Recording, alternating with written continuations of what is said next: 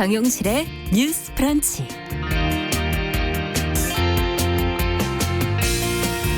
안녕하십니까, 정용실입니다. 60민주항쟁 기념일인 오늘을 하루 앞두고 어제 고 이한열 열사의 33주기 추모식이 열렸습니다.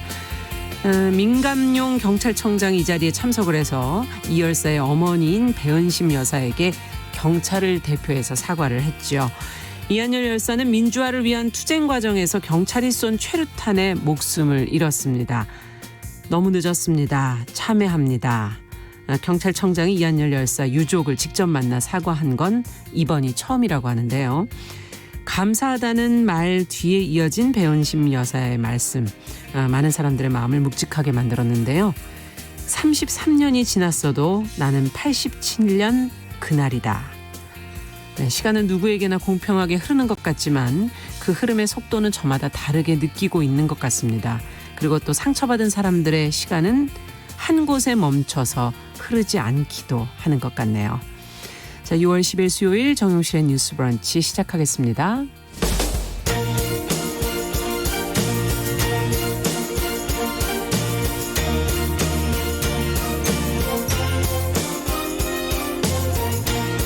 여성의 감수성으로 세상을 봅니다. KBS 1라디오 정용실의 뉴스 브런치. 여러분의 의견을 기다립니다. 문자는 샵 9730으로 보내주세요. 짧은 문자 50원, 긴 문자 100원이 부과됩니다. KBS 모바일 콩, 유튜브를 통해서도 무료로 참여하실 수 있습니다. 네, 참여 방법 안내해드렸고요. 정용실의 뉴스 브런치는 항상 여러분들의 의견을 기다리고 있겠습니다. 자, 오늘도 뉴스픽으로 시작을 해보도록 하죠.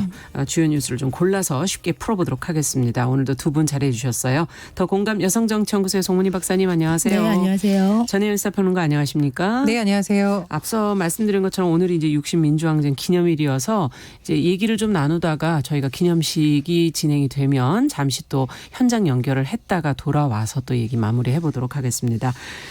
자, 첫 번째 뉴스는 아무래도 정치 얘기로 좀 시작을 해보죠. 미래통합당의 김종인 비대위원장, 최근 계속 언급하고 있는 내용들이 보도에 계속 나오고 있는데, 기본소득 논쟁도 한동안 그래서 불이 좀 붙었었는데 이번에는 전일 보육제라는 이야기를 꺼내 들었어요. 이 여성 입장에서 넘어갈 수 없는 주제이고. 내용부터 먼저 좀 정리해 볼까요, 송 박사님? 네, 미래통합당의 김종인 비상대책위원장이 사실은 진보의 화두라고 할 만한 네. 기본소득이라든가 전일 보육제 이런 거를 선제적으로 이슈를 치고 나와서 어떻게 보면은 이제 보수의 이슈 선점 네. 이런 측면에서 볼 수가 있겠습니다. 지금 말한 그 전일 보육제라는 거는 무엇이냐? 예. 예, 초중학교 3학년까지 초등학생부터 중학교 3학년까지 국가가 교육과 보육을 책임지는 제도입니다.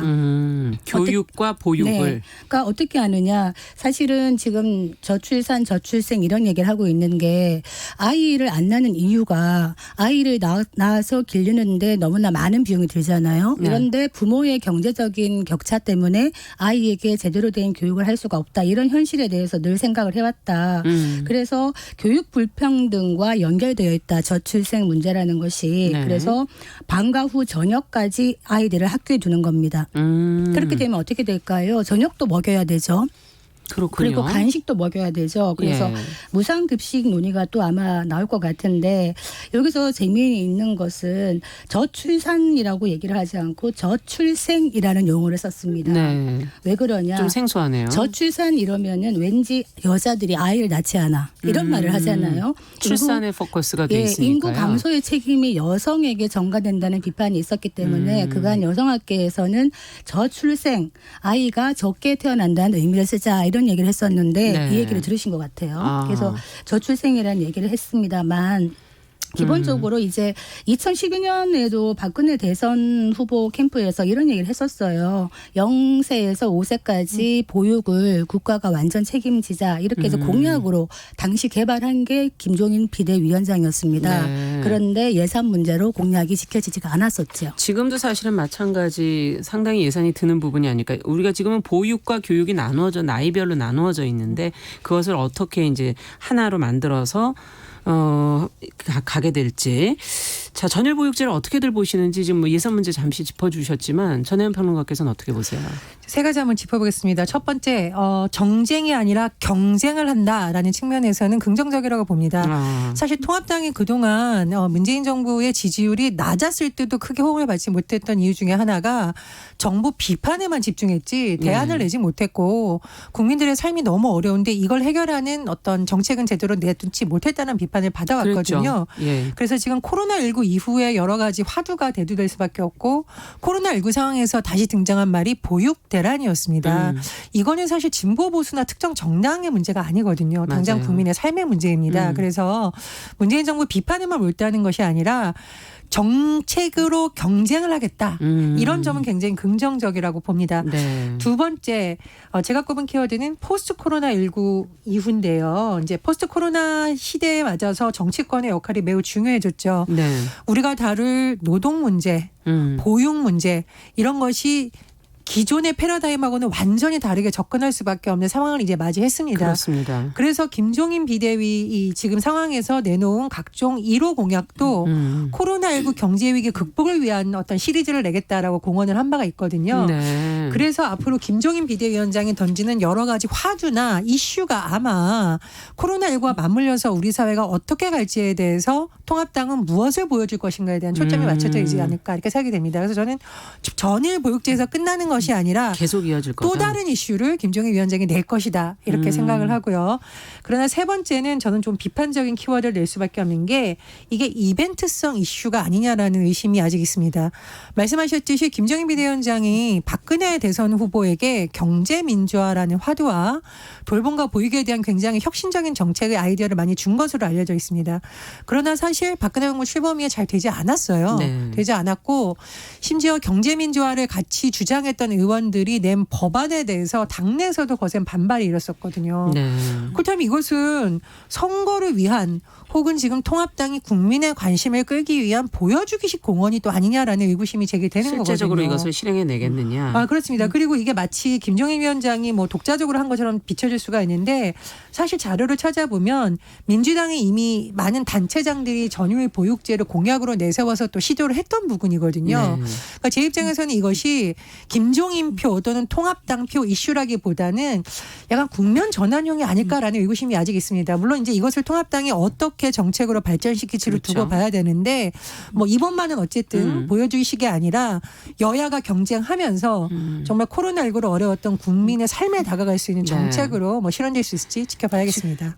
사실은 어떤 이슈를 확대해 나가면서 정책의 지평을 넓혀 나가는 것 네. 그렇게 해서 여야가 서로 건전한 경쟁을 하는 것은 굉장히 바람직한 것이거든요. 그래서 아까 얘기했듯이 저는 한국에서 보수와 진보가 나누어지는지 잘 모르겠어요. 한마디로 지금 자칭 진보 보수라고 하는 세력들의 얘기를 해보면 기득권이라는 공통점은 있지 않나 싶은데 이런 어떤 국민의 삶에 직결되는 정말 절실한 문제에 대해서는 사실은 보수 진보가 따로 있을 수가 없는 것이라 이런 부분에 대해서는 같이 논의를 해야 된다고 생각을 하는데 문제는 지금 기본소득도 마찬가지고 전일 보육제도 그런데요.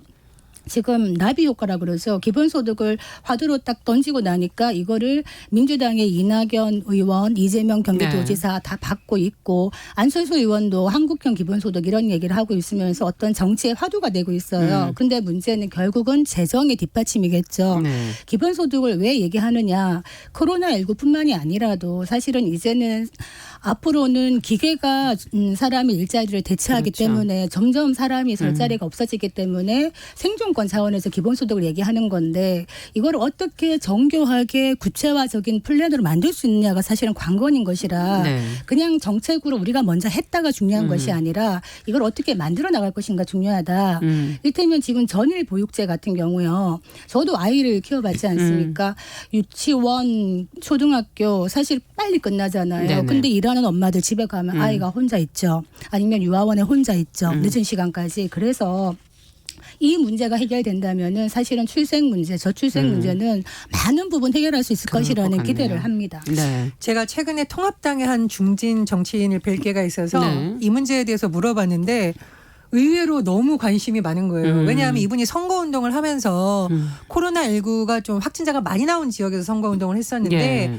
현장을 뛰다 보니 이 돌봄이라는 것이 여성만의 문제가 아니구나. 우리 사회가 정말 풀어야 될 과제라는 것을 정말 절감했다라고 하더라고요. 그래서 예. 저는 통합당이 이 선거에서 진 상황을 오히려 시대를 바라보는 새로운 계기로 삼으면 어떨까 생각이 들고요.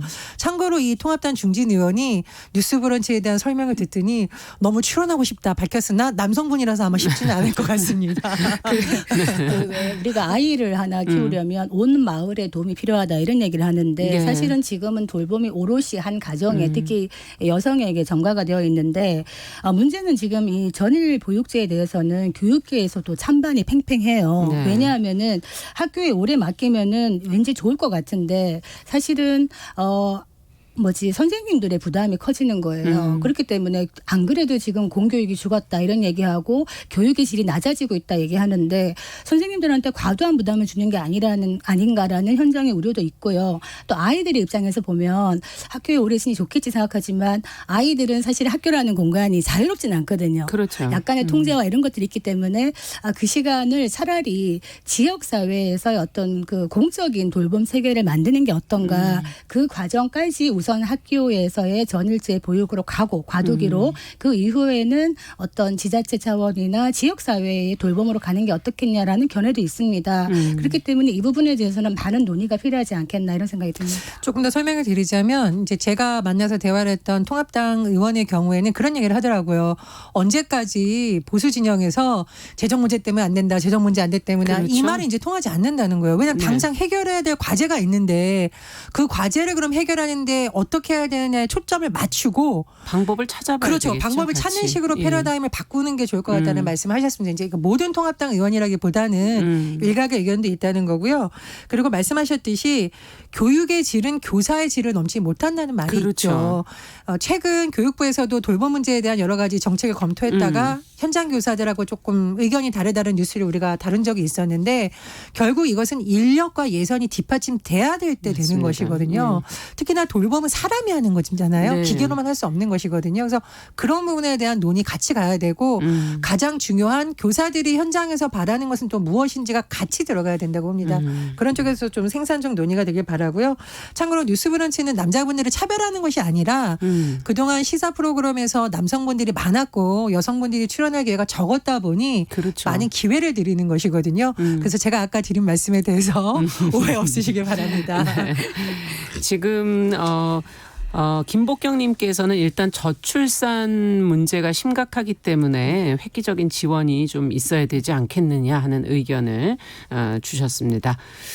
자, 지금 60민주항쟁 기념식이 그 편지를 배은심 여사가 지금 읽고 있는 장면 나가고 있는데 저희 잠시 후에 이제 연결을 해야 되기 때문에 저희 이번에는 얘기를 60민주항쟁에 대한 의미 그 시대를 거쳐온 시민으로서의 기억 이걸 좀 얘기하면서 저희가 수중계를 연결을 해보도록 하죠.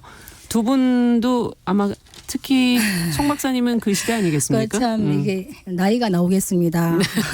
알고 있습니다. 예, 제가 아침마당 나가서도 나이를 다 얘기했는데 제가 예. 87학번이에요. 예. 87학번인데 참 얘기하자면 하루가 걸리겠죠. 아까 그렇죠. 이제 방송 시작하면서 참 숙연한 날이다 이런 생각이 들었어요.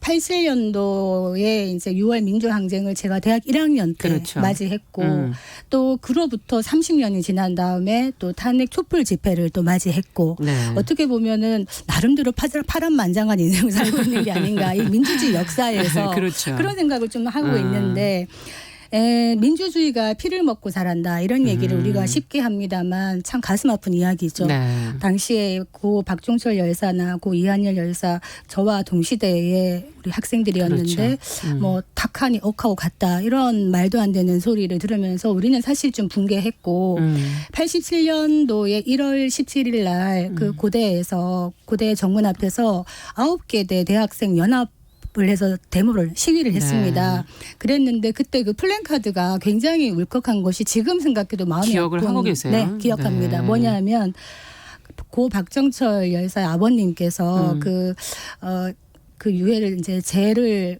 강에 뿌리고 어떤 말을 했냐면 종철아 잘 가거래. 아버지는 아무 할 말이 없대. 이거를 저희가 그때 플랜카드로 이제 붙이고 그거를 봤는데 참 이게 아까 30년 전으로 멈춰져 있다. 그러니까 어떻게 보면은 이 민주주의라는 것이 어떤 큰 사람의 희생이 아니라 이 시대를 살아가는 아주 평범했던 우리의 학생, 가족, 이웃의 희생으로 그러네요. 한국의 민주주의가 이만큼 이행을 하고 성숙해 왔다 이런 생각이 들어서 브레이트 시 중에 살아남은 자의 슬픔이라는 시가 있는데 참 살아남아 있음으로써 많은 책임감도 느끼고 부끄러움도 느끼고 이런 회한이 있습니다. 네. 어떠세요? 조금 한 발 떨어져서 바라보셨던 그 기억이나 아니면 지금의 시대에서 의미를 또 생각해 그렇죠. 본다면 이제 저는 뭐 사실 60 민주항쟁을 주도했던 세대는 아니지만 제가 이제 몇 가지 이렇게 보면서 느꼈던 것이 60 민주항쟁이라는 것이 굉장히 많은 의미가 있습니다만 저는 넥타이 부대라는 말이 딱 떠오르더라고요. 네. nek타이 부대가 상징하는 것이 직장인이죠. 그럼요. 정치인도 아니고 운동권 학생도 아니고 삶을 살아가던 많은 가장들이 같이 나와서 짬짬이 휴식 시간에도 나오고 심지어는 뭐 도시락을 사와서 그렇죠. 시위를 해주고 그랬다는 얘기가 드는데 그 넥타이 부대뿐만 아니라 많은 시민, 많은 노동자들, 제야인사들이 함께했다는 점에서 굉장히 의미가 있다고 보고요. 지금 이제 방송으로 문재인 대통령이 이제 포상하는 것이 나오는데 민주화운동 관련해서 사실 뭐 훈포상이 좀 너무 인색한 거 아니냐는 비판이 제기됐었기 때문에 정부에서 이렇게 한 것은 굉장히 잘했다고 봅니다. 그리고 예. 60민주항쟁하면 보통 독재 반독재만 생각하지만 이번에 수상자를 보면 노동운동에서 빠질 수 없는 아름다운 청년 전태일 열사인 어머니 고 전소선 여사에 대한 포상도 그렇죠. 있는 것을 봅니다. 앞서 먼저 지나갔습니다. 예. 그래서 60 민주화 항쟁이라는 것은 우리나라의 정치적 민주주의뿐만 아니라 노동자를 비롯해서 많은 사람들의 인권을 다시 돌아보게 하는 계기가 아니었을까 좀 그런 생각이 듭니다. 그렇군요. 그 당시에 저희 아버지께서 기동대라고 전투 경찰들을 지휘하는 경찰이셨어요. 그러셨군요. 그때 굉장히 위험하다고 이제 느끼시고는 제가 서울에 있으니까 전화를 하신 거 하루 종일 지금 네. 어디에 있느냐 하셨는데 전 나가 있었겠죠. 그랬는데 아마 기억이 나실 겁니다. 당시에 우리가 최루탄 뭐 이런 얘기하고 GX탄 이런 네. 얘기하는데 그거 한번 맞으면 진짜 두피가 며칠 동안 아프고 강경진압이 근데 계속 이제 이어졌었죠. 아까 말했듯이 사실은 누가 역사의 수레바퀴를 움직이는가 저는 그 생각을 좀 많이 하는데요. 역사의 수레바퀴를 움직이는 역사의 주체는 바로 우리 국민들이었다. 그리고 우리 민중들이었다. 그때 나왔던 수많은 그 소위 중산층이라고 얘기하는 넥타이 아까 부대들, 화이트, 그 아기를 안고 넥타이 나오신 부대. 분도 있었고 버스 운전하시는 분들이 다 경적 울리셨어요. 맞아요. 그래서 빵빵빵빵 하셨는데 그래서 경적 울리는 거 금지하는 법까지 그때 만들었었거든요. 그래서 어쨌든 그 결과로 우리가 대통령도 우리 손으로 뽑을 수 있게 되었고 이렇게 네. 민주주의가 지금까지 왔다. 정말 감사한 마음입니다. 네. 이번에 6월 민주상 대상에서 제가 굉장히 눈여겨본 부분이 있었는데요. 뭐 비영리 단체인 정치하는 엄마들도 있고요. 또 상지대학교 학원 민주화를 상징하는데 특별상 수상자 누구인지 한번 맞춰보시겠습니까? 글쎄요. 올해는 누구일까요? 바로 성착취 영상 거래 사건을 알린 추적단 불꽃이 받았습니다. 그렇군요. 젊은 학생들. 그래서 제가 60 민주항쟁은 반독재 투쟁이기도 하지만 인권 네. 문제라는 것이 아마 이번에 그 상을 수상한 이유도 이런 어떤 사건의 심각성을 추적해서 하는 공론화, 인권 문제를 다시 돌아보는 것이라고 했기 때문에 그러면서 더 의미가 있지 않나 그런 생각이 듭니다. 네. 그 전에 바로 그 권인숙 대표의 네. 부천 송고문 사고 폭로가 있었죠. 이런 맥락들이 쌓이면서 사실은 민주주의를 이끌어냈다. 최초의 미투 거의 가깝지 않은가 이런 생각이 듭니다. 네. 지금 많은 분들이 같이 보시면서 지금 보이는 라디오를 처음 들으시는데 그때 생각들이 나신다는 의견도 보내주셨고요. 올해는 작년에 이어서 지금 기념식 장소가 옛 남영동의 대공분실로 해서 그 6월 항쟁의 어떤 역사적인 의미랄까요? 뭐 민주주의 발전 과정을 어떻게 제시하는 그런 축제장으로서 공간을 했다는 점도 좀 이색적이지 않나 그런 생각이 드네요. 그렇습니다. 남영동 대공분실하면 또 떠오르는 분이 계시죠. 고인이 되신 김근태 전 의장이시죠. 그렇죠. 저는 사실 그분을 담당하는 기자였었기 때문에 현장에서 많이 뵀었는데 나중에 건강이 좀 안 좋아하셨을 때 손발을 많이 떠시고 굉장히 힘들어하셨어요. 근데 아마 이제 그때 고문 후유증으로 그럼에도 이분이 늘 강조하셨던 것은 적대와 미움이 아니라 국민 통합과 민주주의, 약자에 대한 사랑을 강조하셨던 것이 참 기억에 남습니다. 예. 그래서 김근태 의장을 우리가 영원한 청년, 영원한 민주주의자라고 부르는 것이고요. 그래서 지금 세대가 고민해야 될 민주주의가 어떤 것인지에 대해서 좀 많은 족적을 남기신 분이라고 생각을 합니다. 네. 그리고 참 가슴 아픈 역사인데 이게 뭐 제가 특정 언론의 이름을 그냥 얘기하겠습니다. 한국일보에서 이 남영동에서 고문을 받았던 여성 세 분하고 같이 동행 취재를 했는데요. 예. 이 아픈 역사 속에서 여성들이 겪었던 그 아픔을 다시 기사를 제가 했는데 사실 제가 버스에서 눈물이 막 떨어지려고 하더라고요. 그래서 어떤 우리가 인권이 다 침해받는 시기에 결국 여성도 약자들이 어떤 삶을 살아왔는지에 대한 조명도 한번 돌아보고 그런 역사가 반복되지 않도록 철저한 고증과 또 새로운 길을 모색하는 방안이 좀 있어야 되지 않을까 생각이 듭니다. 오늘 참 너무 이렇게 다소 감성적이 되다 보니까 이런 말씀도 드리게 되는데 33년 전 그때와 지금의 한국의 민주주의를 한번 생각을 해보자. 네. 그래서 사실은 민주주의가 더 발전을 해야 되고 더 공고화되어야 되는데 어떻게 보면 그때 우리가 외쳤던 거는 호헌철폐 독재 타도였어요. 예.